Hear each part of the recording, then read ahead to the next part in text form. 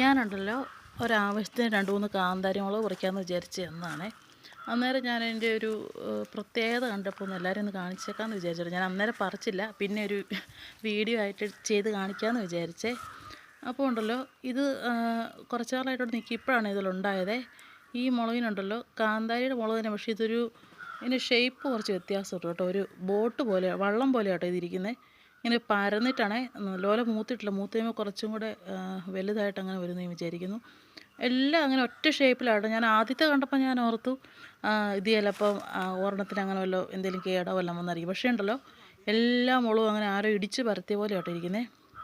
ഞാൻ ഇച്ചിരി എടുത്ത് കഴിച്ച് നോക്കി കേട്ടോ. നല്ല എരിവാണ്. കാന്താരി തന്നെയാണ് കേട്ടോ, വ്യത്യാസമൊന്നുമില്ല, നല്ല എരിവാണ്. എല്ലാ മുളകും അങ്ങനെയാണ് ഇരിക്കുന്നത്. സാറിന് ഇങ്ങനെ റൗണ്ടായിട്ടില്ല ഇരിക്കുന്നത്. ഇത് ഇങ്ങനെ കാണുമ്പോൾ മനസ്സിലാവുമോ എന്ന് എനിക്കറിയത്തില്ല.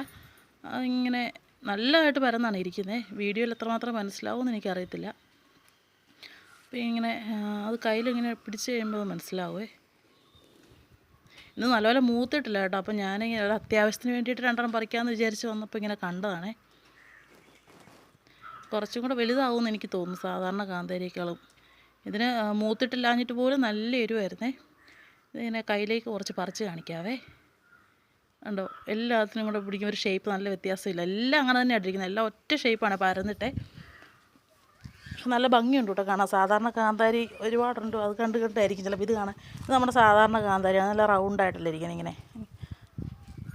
ഞാനുണ്ടല്ലോ ഈ ചീനി ഉണ്ടല്ലോ ഒരു കുറച്ചങ്ങ് പൊങ്ങി വരുമ്പോൾ ഒരു പൂവിടാറൊക്കെ ആകുമ്പോഴത്തേനും അതിൻ്റെ ഈ മോൾ ഭാഗം അങ്ങ് കട്ട് ചെയ്ത് കളയും കേട്ടോ. അപ്പോൾ അവിടുന്ന് 2-3 തണ്ടായിട്ട് അങ്ങനെ പിരിഞ്ഞ് അങ്ങനെ കുറേ തണ്ടായിട്ട് അതങ്ങനെ പൊങ്ങി വരും കേട്ടോ. ഇതൊക്കെ കണ്ടാൽ അറിയാം എവിടുന്ന് ഞാൻ കട്ട് ചെയ്ത് വിട്ടിട്ട് അത് എത്ര തണ്ടായിട്ട് അത് ഇതായിട്ട് വന്നേക്കുന്നതെന്ന് നോക്കി.